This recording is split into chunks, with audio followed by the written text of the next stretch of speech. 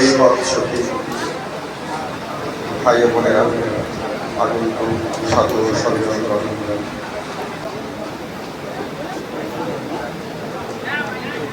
আমাদের এখনকার বিষয় শাস্ত্র পাঠ।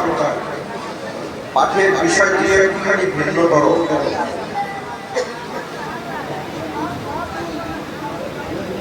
বিশ্বাস গুণের কথা ওখানে শাস্ত্র পাঠে দেওয়া আছে। বিশ্বাস যেমন একটি কঠোর গুণ, তেমনি ভাবে ধর্ম জগতে বিশ্বাস হচ্ছে প্রয়োজনীয় গুণ বটে। এখন এই বিশ্বাস গুণের স্বরূপ কিভাবে বিশ্বাস অর্জন করতে হয় এবং বিশ্বাসের প্রাথমিক অবস্থাই বা কি, এই বিষয়গুলো সম্পর্কে আমাদের একটু নিজেদের ধারণা থাকা প্রয়োজন। গুরুদেব এমন কোনো কিছু তার লেখনীতে বাদ পড়ে নাই যা সাধনার ক্ষেত্রে সৃষ্ট আত্মার জন্য লাগে না বা লাগবে না বা প্রয়োজন পড়বে না। আমরা স্থূলতম জগতে আছি। এই স্থূলতম জগতে সাধনার জন্য আমাদের যে সকল গুণের প্রয়োজন হবে, যে সকল গুণের আবশ্যকতা রয়েছে, সমস্ত গুণের বিষয় গুরুদেব বিভিন্ন স্থানে বিভিন্নভাবে বর্ণনা করেছেন। আবার এই দেহ ত্যাগের পরে আমরা যে সূক্ষ্ম জগতে যাব, সেখানে গিয়েও গুণ সাধনার কিন্তু শেষ হবে না, এই কথাটি মহাত্মা গৌরনাথ বললেন। এই যে পরলোকে গিয়েও যে গুণের সাধনা করতে হয় এবং এই গুণ সাধনা যে চলতে থাকে, এই যে সংবাদ, এই যে কথা, এই কথা আমি কোন শাস্ত্র গ্রন্থে এইভাবে দেখিনি এবং এত প্রণালীবদ্ধভাবে, এত স্বচ্ছভাবে, এত যুক্তি সহকারে এবং মহাত্মা গৌরনাথের লেখনী প্রত্যেকটা জায়গায় যুক্তি রয়েছে, লজিক্যাল যুক্তি রয়েছে, ফিলোসফিক্যাল অ্যানালিসিস রয়েছে এবং কোথাও কোথাও ম্যাথমেটিক্যাল অ্যানালিসিস রয়েছে। সেখানে সুসাহিত্য রয়েছে, সেখানে সমস্ত তথ্য রয়েছে, যে তথ্যগুলো মানবাত্মার জানা প্রয়োজন এবং না জানলে তার যে ঘাটতি, সেই ঘাটতি সে মেটাতে পারবে না। কেননা আপনারা খুব ভালোভাবে চিন্তা করে দেখেন, যেমন আমাদের দেহের ঘাটতি প্রতি মুহূর্তে তৈরি হয়, প্রতি মুহূর্তে এক ধরনের ঘাটতি নিয়ে এই দেহ থাকে। এই দেহের ঘাটতি পূরণের জন্য আমাদের কি করতে হয়? খাদ্য গ্রহণ করতে হয়, জল গ্রহণ করতে হয়, প্রায় প্রতি মুহূর্তে বাতাস গ্রহণ করতে হয়। এখন এই যে মেকানিজম সৃষ্টির প্রাককালে এই দেহ প্রাপ্ত হয়েছে, তদ্রূপভাবে আত্মার উন্নতির জন্য, আত্মাকে পরমপিতার দিকে যাওয়ার জন্য যে পদ্ধতি আছে, মেকানিজম আছে, সাধনা আছে, সেটিও কিন্তু প্রতি মুহূর্তের বিষয়। সেখানে কিন্তু সেজেশন নাই, কোনো ছেদ নাই, কোনো ধরনের বিচ্ছেদ নাই বা বিরতি নাই যে আমি একটু পরে সাধনা করব, একটু পরে করব না, এই করলাম না। এইটি কিন্তু মানব জীবন নয়, বিশেষত সাধকের জীবন নয়, এটি কিন্তু সাধনার জীবন নয়। যেমন বাতাস গ্রহণ এক মুহূর্তের জন্য বন্ধ হয়ে গেলে মানুষের মৃত্যু ঘটে, শ্বাস প্রশ্বাস বন্ধ হয়ে গেলে, তদ্রূপভাবে আধ্যাত্মিক জগতে যদি সাধনা বন্ধ হয়ে যায়, তাহলে আত্মার এক ধরনের স্থবির অবস্থা তৈরি হয় এবং কখনো কখনো আত্মোন্নতির এমন ব্যাঘাত ঘটে যে সেখানে বলা যায় যে সাধনা আর ওখানে হচ্ছে না। সুতরাং কিভাবে এই সাধনা প্রতি মুহূর্তে চলতে পারে, কোন টেকনিকে, কোন পদ্ধতিতে, কিভাবে, সেটি একেবারে সুপ্রণালীবদ্ধ। কেননা পরমপিতা তেমনি ভাবে আমাদের সৃষ্টি করেছেন এবং পরমপিতা মুক্তির পথও ঠিক তেমনি ভাবে দিয়েছেন, যেভাবে চললে তার কাছে পৌঁছানো যাবে। এবং সাধক যদি সাধনা করে তাহলে কোথাও তাকে দাঁড়াতে হবে না, তাকে থামতে হবে না। আবার দেখেন আরো কি সুব্যবস্থা, একজনকে তিনি আপনার সাথে দিয়ে রেখেছেন, তিনি হলেন আপনার গুরু। তিনি প্রতি মুহূর্তে আপনার সঙ্গে থেকে, আপনার অন্তরে থেকে আপনাকে পরমপিতার দিকে নিয়ে যাওয়ার জন্য তিনি সর্বদা আপনার সঙ্গে আছেন। এখন এত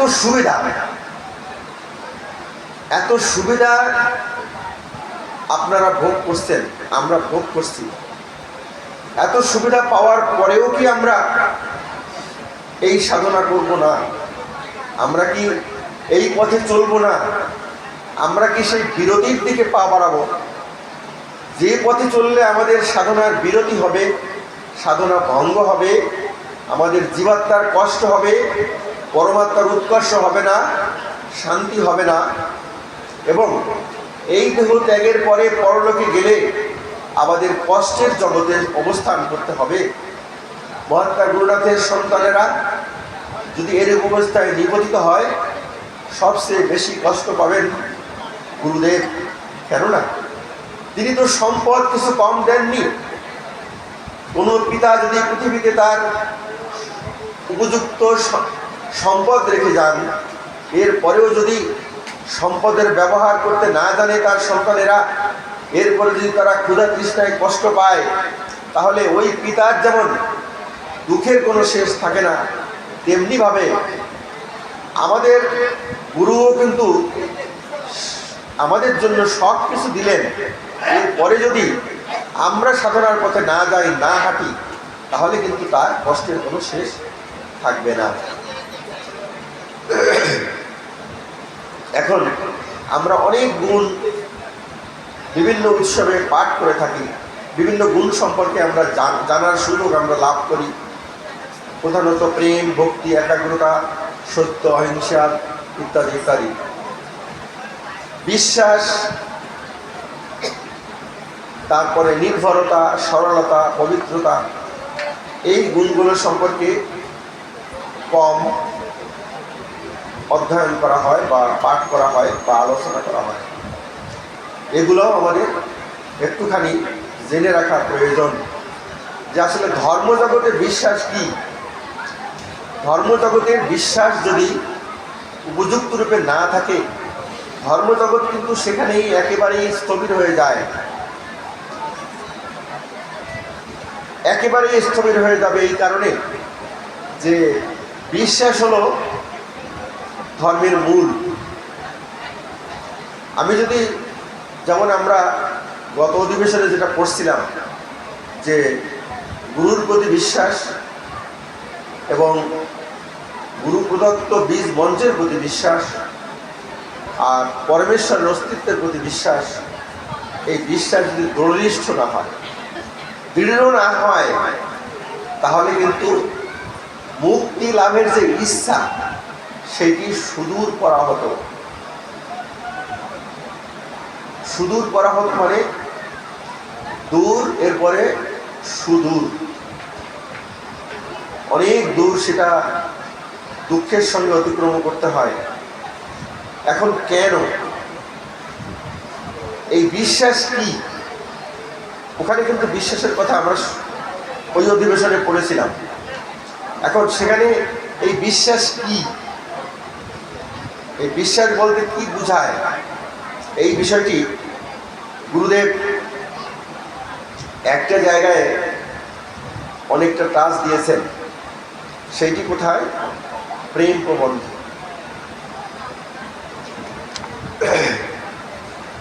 যে বিশ্বাসের অবস্থাগুলো কি? প্রেম সাধনা করতে গেলে বিশ্বাসের প্রয়োজন। সেই আঙ্গিকে বা সেই নিরিখে বিশ্বাস কি সেখানে আলোচনা করা হয়েছে। এই বিশ্বাসের বিষয় অন্য অন্য জায়গায়ও রয়েছে। আমরা এই জায়গাটা যদি একটু দেখি, তাহলে আমরা যে বিশ্বাসের কথা, দৃঢ় বিশ্বাসের কথা সকালবেলা আমরা পড়েছি, সেখানে কিন্তু বা পূর্ব অধিবেশনে আমরা পড়েছি, পাঠ করেছি, সেটি ছিল কি, যে যদি বীজবন্ধের প্রতি বিশ্বাস না থাকে, গুরুর প্রতি বিশ্বাস না থাকে এবং পরম পিতার অস্তিত্বের প্রতি বিশ্বাস না থাকে, তাহলে মুক্তি লাভ করা যায় না। আর সেই বিশ্বাসের কি অবস্থা? আসলে বিশ্বাস কি? আমরা ওখানে বললাম যে বিশ্বাস না থাকলে আমার মুক্তি হবে না। কিন্তু বিশ্বাসের বিষয়টি যদি পরিষ্কার না করা যায়, যদি পরিষ্কার আমাদের কাছে না হয়, তাহলে আমরা কিভাবে এই বিশ্বাস অর্জন করব? বিশ্বাসের স্তরগুলোকে আমাদের জানতে হবে পরিষ্কারভাবে। দেখেন সে স্তরগুলো কি?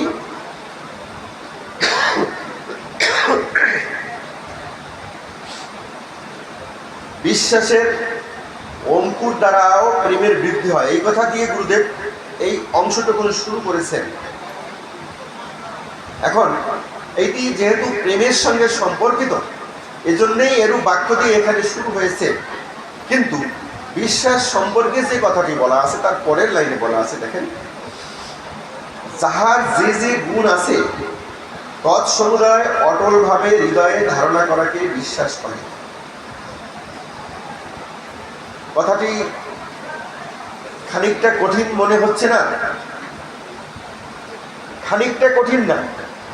আমার কাছে তো মনে হয় যে এই লাইনটি বেশ বেশ কঠিন। কেননা আমার হৃদয়ে কি কি বিশ্বাস, কি কি গুণ আছে, আমি কিভাবে জানব এবং ধারণা আমি কিভাবে করব? দেখেন কি আছে, যাহার যে যে গুণ আছে তৎসমুদয় অটলভাবে হৃদয়ে ধারণা করাকে বিশ্বাস করে। অটলভাবে হৃদয়ে ধারণা করে। আমরা এই লাইন থেকে বুঝতে পারি যে আসলে এই আমাদের অবস্থান কোথায়, আমাদের এই সম্পর্কে কোনো ধারণা নাই বা আছে কিনা। যদি না থাকে তাহলে এই ধারণা কোত্থেকে আসবে? আমি বারে বারে কিন্তু একটা জায়গায় যেতে চাই বা চলে যাই, বারে বারে আমি একটা জায়গায় যাই, আপনাদেরকে সেই জায়গাটাই আমি নিয়ে যেতে চাই। সেই জায়গাটা হলো গুরুদেব। আমার কি আছে না আছে, আমার হৃদয়ে কোন গুণ আছে, আমি কি জানি? আমার গুরু তো জানেন। আমার গুরু সেই বিষয়টি আমাকে অবহিত করবেন সাধন জগতে আমার যেখানে যে গুণের আবশ্যক। এইটি আমি কিন্তু এখানকার কথা নয়, আমি কিন্তু বাড়তি কথা বললাম, আমার নিজের অক্ষমতার কথা বললাম। আপনাদের যদি সেই গুণ থাকে ভালো, আমি মনে করি যে গুরু ভিন্ন, আমার হৃদয়ে কি আছে না আছে এটি আর কি আমাকে বলে দিবে?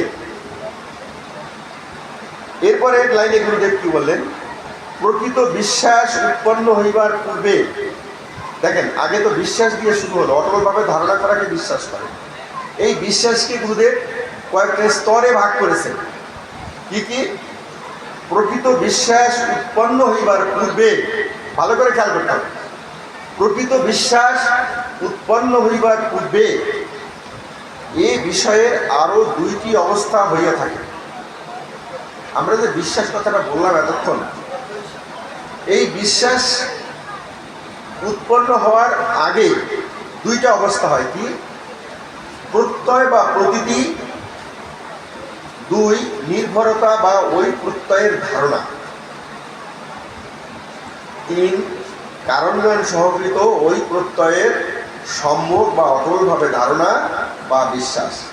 এই বিশ্বাস কিন্তু আসে 3 নম্বরে। তাহলে বিশ্বাসের যে প্রথম দুটি অবস্থা হলো, এই প্রথম দুটি অবস্থার নাম কি? একটার নাম প্রত্যয়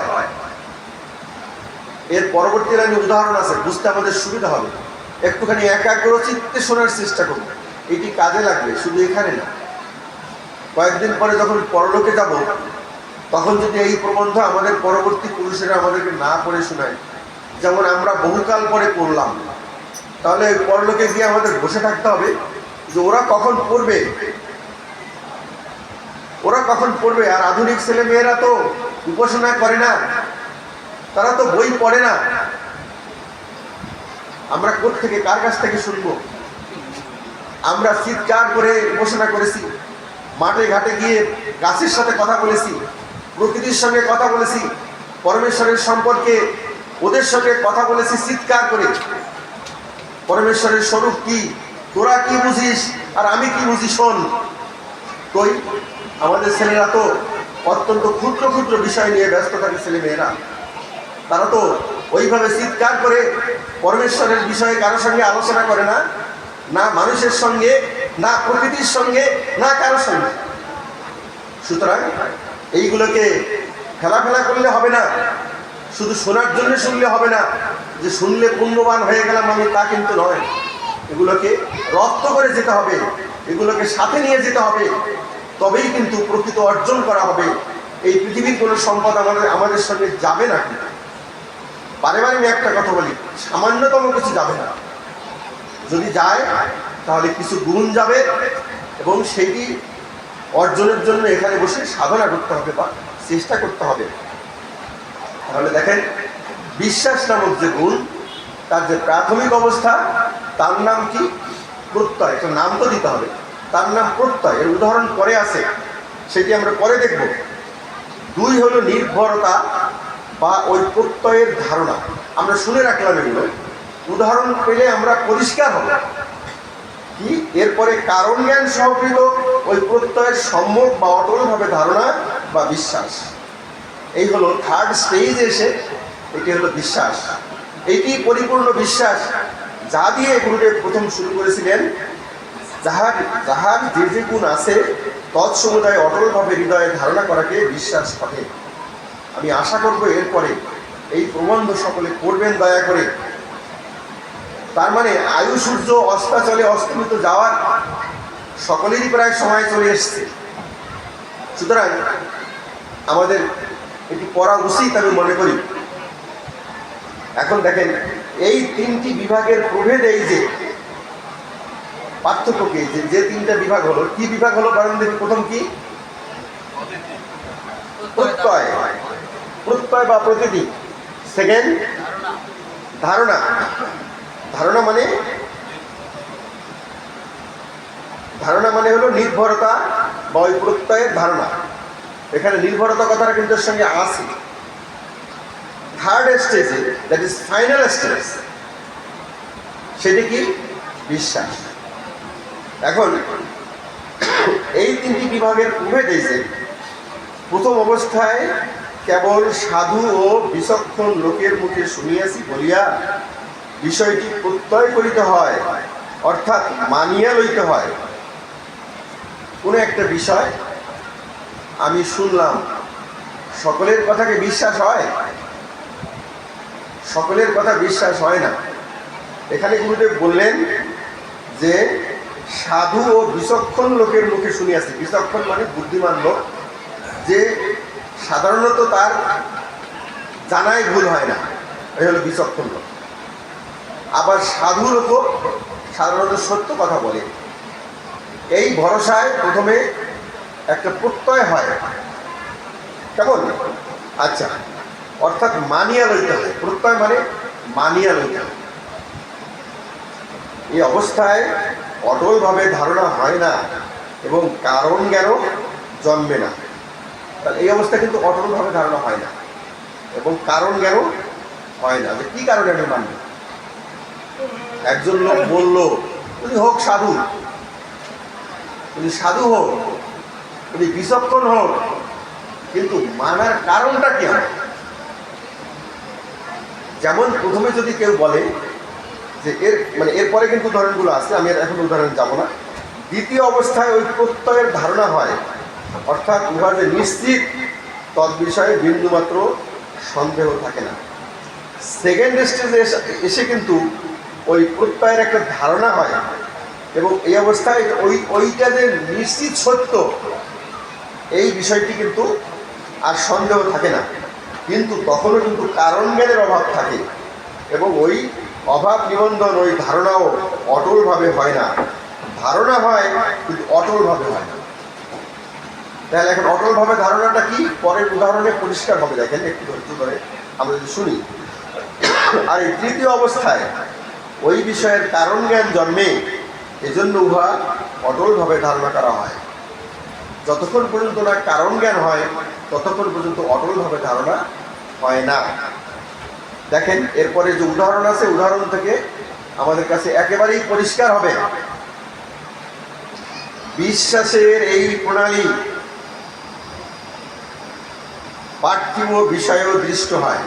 গুরুদেব পার্থিব উদাহরণ এখানে দিচ্ছেন। পার্থিব উদাহরণে দিয়ে আধ্যাত্মিক বিষয় অনেক জায়গায় গুরুদেব বোঝানোর চেষ্টা করেছেন।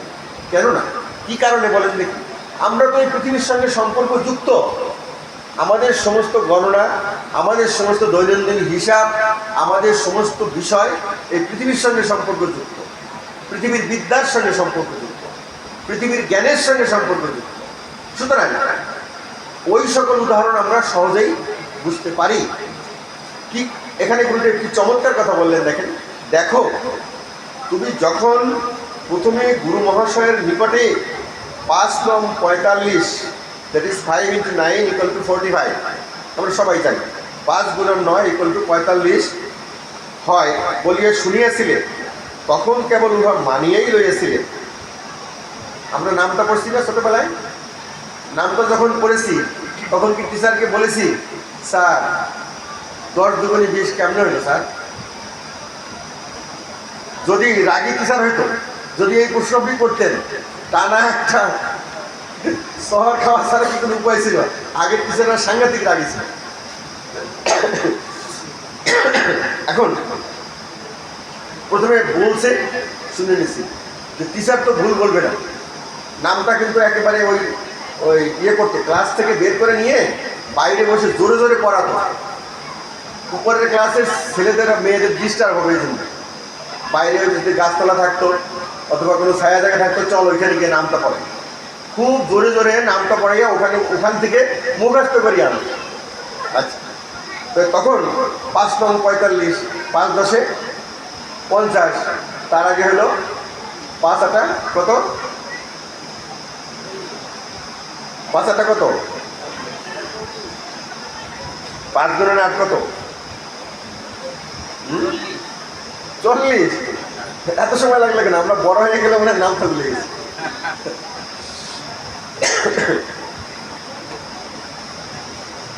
তখন কেবল উহা মানিয়েই লইয়াছিলেন আমাদেরকে বলছে। পরে যখন উহা কার্য প্রয়োগ করাতেও কেহ ভুল হইল বলিল না, প্রত্যুত বিচক্ষণ লোক মাত্রই ঠিক হইয়াছে বলিতে লাগিল, তখন তোমার উহা ধারণা হইল এবং সর্বশেষে যখন উহার কারণ 5কে 9 বার রাখিয়া যোগ করিলে 45 হয় এবং যোগের সংক্ষিপ্ত উপায়কে গুণন কহে ইত্যাদি জানিতে পারিলে, তখন ওই বিষয়টি অটলভাবে হৃদয়ে ধারণা করা হইল, এইরূপ সর্বত্রই জানিবে।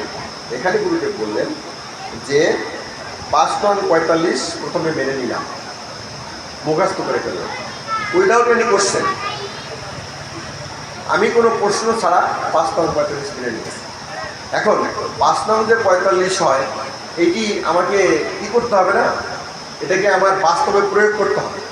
বাস্তবে প্রয়োগ করে দেখলাম আমি যত অঙ্ক করছি 5 নং 45 ধরে, এই 5 × 9 অসংখ্য জায়গায় থাকতে পারে না। যত জায়গায় আমি করেছি এই অঙ্ক, মানে বিভিন্ন অঙ্ক, কোথাও আমার রেজাল্টে ভুল হয়নি। কেমন? ওখানেও কিন্তু আমার ইয়ে ছিল না, কারণ জ্ঞান ছিল না, কিন্তু অঙ্ক আমার সঠিক হয়েছে। তাহলে আমি বুঝেছি যে আসলে 5 নং 45 সঠিকই হবে। কিন্তু তখনও কিন্তু আমার কারণ জ্ঞান হয় না। কেন কারণ জ্ঞান হয় না? 5 নং 45 আসলে কি, এইটি তখনও কিন্তু আমি জানি না। আমি এটার ব্যবহার আমার ছিল, প্রয়োগ করেছি, কিন্তু 5 নং 45 আসলে কি? আসল হলো যে 5কে 9 বার লিখে যোগ করলে যা হয় সেটি হলো 5 into 9। কেমন? এটি হলো যোগের সংক্ষিপ্ত রূপ। তাহলে 5 যোগ এই 5 যদি 9 বার লিখি পরপর 5 যোগ 5 যোগ 5 যোগ ইত্যাদি, তারপরে যদি আমি হাতে হিসাব করি হাত দিয়ে, তাহলে কি হবে? আমার 45 ঠিকই হবে। আর একটা বিষয় আমাকে এখানে কারণ জ্ঞান জানতে হবে কি, যে যোগের সংক্ষিপ্ত রূপ হলো গুণন। তাহলে আমার এখন এমনভাবে ধারণা হলো যে আমার এই ধারণা থেকে কেউ আর আমাকে টলাতে পারবে। তাহলে প্রথমে শুধু মুখস্থ বিদ্যা, এরপরে তার প্রয়োগ প্র্যাকটিস বা প্র্যাকটিক্যালি যাওয়া, এরপরে হলো আমি প্র্যাকটিক্যালি গিয়া আমি অঙ্কগুলো করেছি আসল কারণটা কি সেইটি নিজে নিজে তখন বের করা। এটি অনেক পরে হয়। ছোট বাচ্চাকে এই জ্ঞান দিতে গেলে ঝামেলা হয়। এখন দেখেন, এই তৃতীয় অবস্থায় ওই বিষয়ের কারণ জ্ঞান জন্মে, এজন্য অটলভাবে ধারণা করা। আচ্ছা, বিশ্বাসের এই প্রণালী পার্থিব বিষয়ে দৃষ্ট হয়। গেল এটা কোথায় যেন আমরা গেলাম। সর্বশেষ যখন উহার কারণ 5কে 9 বার রাখিয়া যোগ করিলে 45 হয় এবং যোগের সংক্ষিপ্ত উপায়কে গুণান কহে ইত্যাদি জানিতে পারিলে, তখন ওই বিষয়টি অটলভাবে হৃদয়ে ধারণা করা হইল। এইরূপ সর্বত্রই জানিবে। এখন এই পার্থিব উদাহরণের পরে এইটি কিভাবে এই আধ্যাত্মিক গুণের বেলায় এটি প্রয়োগ করা হয়, প্রশ্ন তো সেইখানে। আমরা বুঝলাম যে গুরুদেব পার্থিব উদাহরণ এখানে দিচ্ছেন, আমরা বুঝতে পারলাম এর থেকে যে প্রত্যয় কি, হোয়াট ইজ প্রত্যয়, এরপরে ধারণা, এরপরে বিশ্বাস। তাহলে এখন এই যে আধ্যাত্মিক জগতে আধ্যাত্মিক গুণের ওইখানে এটি কীভাবে প্রয়োগ করা হয় দেখেন। এক্ষণে বক্তব্য এই যে উল্লিখিত 3টি অবস্থার মধ্যে শেষোক্তিটিকে বিশ্বাস, দ্বিতীয়টিকে বিশ্বাসের পূর্বাবস্থা, প্রথমটিকে বিশ্বাসের অঙ্কুর বলা যায়। এই অঙ্কুর দ্বারা প্রেমের বৃদ্ধি হয়। অঙ্কুর মানে কি? অঙ্কুর মানে বীজ, অর্থাৎ প্রত্যেকটা গুণের অঙ্কুর আত্মাতে আছে। যেমন প্রথমে মুখস্থ আমরা করেছি, গুরুদেব বলেছেন যে প্রত্যেকটা গুণের অঙ্কুর আত্মাতে আছে। ভালো করে খেয়াল করবেন, তা না হলে এখানে স্কিপ করলে কিন্তু আর মাথায় ধরবে না। গুরুদেব ওখানে বলেছেন যে 5 নং 45 মুখস্থ করে গেলাম। গুরুদেব বলেছেন যে প্রত্যেকটা গুণের অঙ্কুর আত্মাতে আছে। কি ক্লিয়ার কিনা? তাহলে ওইটা আমাকে প্রথমে ধারণা করে নিতে, আমাকে ওইটা প্রথমে প্রত্যয় করে নিতে হবে। কেমন? প্রত্যেকটা গুণের অঙ্কুর আত্মাতে আছে। পরম পিতাতে যত গুণ আছে, আমি বারে বারে একটা কথা বলি, পরম পিতাতে যত গুণ আছে আপনার মধ্যে তত গুণের অঙ্কুর আছে, একটাও কমতি নাই। আচ্ছা, এইটা কি আপনি জানেন? এটিকে আমরা জানি প্রাথমিক অবস্থায়? আমরা কি দেখতে পারি? আমরা দেখতে পারি না। আমরা পারি না। আমরা কি করতে পারি? গুরুদেবের বাক্যে আমরা প্রাথমিকভাবে বিশ্বাস করতে পারি। এই যে যাহার যে গুণ আছে তৎসমুদায় অটলভাবে ধারণা আমাকে করতে হবে। তার আগে প্রাথমিকভাবে আমাকে প্রত্যয় করতে হবে। দেখেন, প্রত্যয় করতে হবে যে আমার এই গুণ হৃদয়ে আছে। আমার ওই সাধনা করতে গেলে যে গুণ দরকার, ওই প্রেম সাধনা করতে গেলে আমার যে গুণের প্রয়োজন, সেই গুণসমূহের অঙ্কুর আমার হৃদয়ে আছে। সেই কথা কিন্তু এখানে বলা হলো। আচ্ছা, দ্বিতীয়টি অন্য গুণের সহিত প্রেমের সংযোগে উৎপন্ন হইলেও উহা দ্বারা প্রেমের বৃদ্ধি হয়। এটা অবশ্য বিশ্বাসের বিষয়ের কথা, কিন্তু এইটি প্রেমের বেলায় একটি সাধনার কথা। কিন্তু তৃতীয়টি অত্যুন্নত প্রেম বৃদ্ধির ফল মাত্র। এখন এবার দেখেন যে আমার অঙ্কুর আছে, অন্য গুণের সঙ্গে একটি সংযোগ হলে এটা উৎপন্ন হয়ে একটা অবস্থা হবে, বৃদ্ধিপ্রাপ্ত হবে, আর অত্যুন্নত প্রেম বৃদ্ধির ফল আমি ওখানে পাবো। এইটি আমাদের মাথায় এখানে আমি ঢুকাতে বলছি না বা চাচ্ছি না। এই কারণে এই প্রবন্ধ ভালোভাবে না পাঠ করলে এবং পরবর্তীতে না গেলে বা আগে না পড়লে এই বিষয়টি এখানে পরিষ্কার হবে না। শুধুমাত্র বিশ্বাসের যে বিষয়টা এখানে আছে, যে আমরা পরম পিতার অস্তিত্বে আমরা কীভাবে বিশ্বাস করব, গুরুদত্ত বীজ মন্ত্রে আমরা কীভাবে বিশ্বাস করব। প্রথমে গুরুদেব বলেছেন এই বোধে আমাদেরকে প্রত্যয় করতে হবে। যখন দেখব যে উপাসনা করলে ঈশ্বরের অস্তিত্ব অনুভব করা যায়, আনন্দ অনুভব করা যায়, তখন কিন্তু আস্তে আস্তে আমাদের প্রত্যয় হবে, এই ধারণা হবে যে না, ঈশ্বর আছেন, আমি যে বীজ মন্ত্র লাভ করেছি এটা ঠিক আছে। তারপরে আমার গুরু যে কথা বলেছেন, আমার গুরুর কথাও ঠিক আছে, তাহলে আমার গুরুর কথা যদি ঠিক থাকে তাহলে আমার গুরুর যে অস্তিত্ব আছে তার প্রতি আমার বিশ্বাস আস্তে আস্তে দৃঢ় হবে। অর্থাৎ নিজের গুণ যখন কিছুটা বৃদ্ধি হয়, বৃদ্ধি হওয়ার আগে কিন্তু এই যে প্রত্যয় থেকে ধারণা, এটির বৃদ্ধি হওয়ার সম্ভাবনা থাকে না। নিজের গুণ খানিকটা বৃদ্ধি পাওয়ার পরে তখন কিন্তু প্রত্যয় থেকে এক ধরনের উত্তরণ ঘটে, প্রমোশন ঘটে। আমার প্রত্যয় থেকে ধারণাতে যদি আমাকে যেতে হয়, পৌঁছতে হয়, তাহলে আমাকে অবশ্যই গুণের বৃদ্ধি করতে হবে এবং গুণের কার্য আমাকে দেখতে হবে। যেমন উপাসনার প্রথম ফল কি? উপাসনার প্রথম ফল আত্মপ্রসাদ। দ্বিতীয় অবস্থা অন্যের অশ্রুয়মান শব্দের শ্রবণ। আমি উপাসনাকালে দেখছি যে অন্য যা না শুনতে পায় আমি সেটা শুনতে পাচ্ছি। আচ্ছা, তখনও হয়তো বা আমার অটলভাবে হবে না, ধারণা হবে না। এরপরে পরহৃদয় অভিজ্ঞতা। আমি দেখতে পাচ্ছি যে অন্যের হৃদয়ে অন্য কীভাবে আমার হৃদয়ে সেটা প্রতিফলিত হচ্ছে। তাহলে তখন আমি যদি মনে করি যে এইটি আমার উপাসনার ফল। তারপরে কি? দেবগণের জ্যোতি দর্শন। গুরুদেব বলেছেন দেবগণের জ্যোতি দর্শন থেকে মূলত বিশ্বাসের একটা ভালো স্তর ওখানে পাওয়া যায়। এরপরে যদি আপনি দেবতাদের সঙ্গে কথাবার্তা বলেন, তাহলে আপনার কি অটলভাবে ধারণা হবে না যে উপাসনা যে সত্য বা উপাসনা করলে যে ফল হয়? একটা ধারণা হবে যে ঈশ্বরকে পাওয়া যায়। আমি যেহেতু দেবতাকে পেয়েছি উপাসনার দ্বারা, তখন তাহলে গুরুর প্রতি, গুরু যা বলেছেন, গুরু যে কথা বলেছেন, তাহলে গুরুর কথা সত্য। কেমন? কিন্তু আমাকে তো একটা অর্জন করতে হবে। উইদাউট অ্যাচিভমেন্ট আপনার বিশ্বাস বেশি দিন থাকবে না, ধর্মের প্রতি থাকে না, থাকার কথা না। আপনাকে অর্জন করতে হবে। আপনাকে বৃক্ষ, কোনো একটা ফলের গাছ লাগানোর পরে যদি নিষ্ফল অবস্থা চলে যায় বহুকাল, তাহলে কিন্তু ওই গাছে যে ফল ধরবে এটি বিশ্বাস আর থাকে না।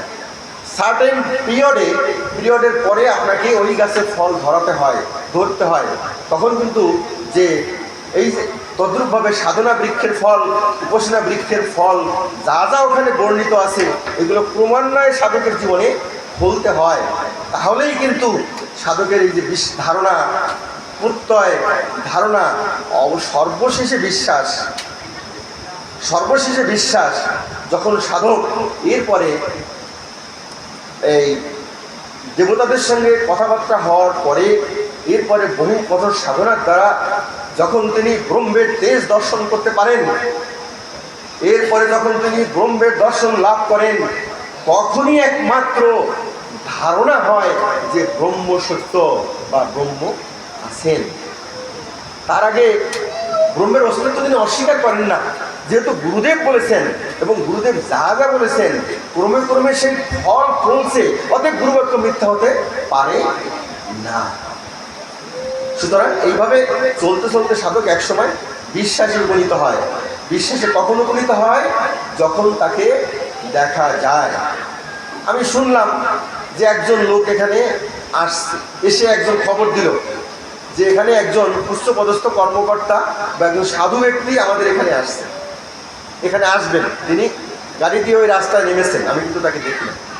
তখন এখান থেকে যদি প্রথমে যদি ছোট্ট একটা বাচ্চা বলে সে কি দেখেছে না দেখেছে, তারপরে যদি একজন বিশ্বাসী লোক বলে, তখন আমার তখন কিন্তু ধারণা হবে না নিশ্চয়ই উনি আসছেন। কিন্তু আমার সামনে এসে যদি উনি স্বমহিমায় চেহারায় যদি উনি হাজির হন, তাহলে তখন যদি আমি তাকে দেখি, তখন আমি পরিপূর্ণ বিশ্বাস করব যে না, তিনি এখানে এসেছেন। এইটাই হলো বিশ্বাস। গুরুদেব এইখানে বিশ্বাস বোঝানোর জন্য কিন্তু এত কথা তিনি এখানে বলেছেন। তদ্রূপভাবে ধর্ম জগতে দেখা যায় কিছু কিছু লোক কিছুদিন উপাসনা করার পরে উপাসনার যদি কোনো ফল না ফলে, তখন কিন্তু তারা ধর্মচ্যুত হয় এবং ধর্ম থেকে সরে গিয়ে তারা কিন্তু নানান ধরনের কার্যে তখন লিপ্ত হয়। পৃথিবীর যে কার্য আছে সেগুলো করে, যা আমরা দেখি অন্যান্য ধর্মের লোকেরা যেটা করে। ধর্মের মূল বাদ দিয়ে তখন আমরা মন্দির বানাবো। এই মন্দির শুধু ইট বালু দিয়ে বানালে হবে না। আমরা এই মন্দির আমাদের স্বর্ণ দিয়ে বানাতে হবে, আমাদের স্বর্ণ দিয়ে বানাতে হবে।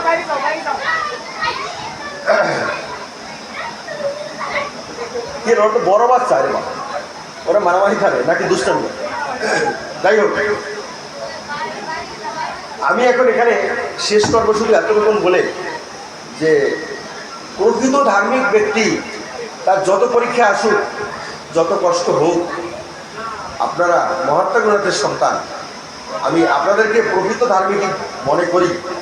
অন্ততপক্ষে বিশ্বাসের কতগুলো স্তরে গিয়ে আপনারা নিজেদের জীবন আরও অনেক দূরে নিয়ে যাবেন বা আমরা নিয়ে যাব, আমরা যেন সেই চেষ্টাটা অন্তত করি। আমি বারে বারে একটা কথা বলি এখানে এসে, যে আমাদের সঙ্গে কে আছেন? আমাদের সঙ্গে আমাদের গুরুদেব আছেন। আমরা যেখানে যেখানে গিয়ে অবিশ্বাসের তীব্র দহনে আমরা দগ্ধীভূত হব, যদি আমি গুরুর কথা মানি, গুরুদেব আমাকে সেখানে উত্তীর্ণ করে দিবেন। গুরুদেব সেই স্তর আমাকে পার করে দিবেন, আমাকে তিনি পরীক্ষা করবেন, সেই পরীক্ষায় তিনি আমাকে উত্তীর্ণ করে দিবেন। এই বিশ্বাসও আমাদের যেন থাকে। এই বিশ্বাস নিয়ে যেন আমরা সাধন পথে অগ্রসর হতে পারি বা হই। এখানে রাখি। ধন্যবাদ সবাইকে।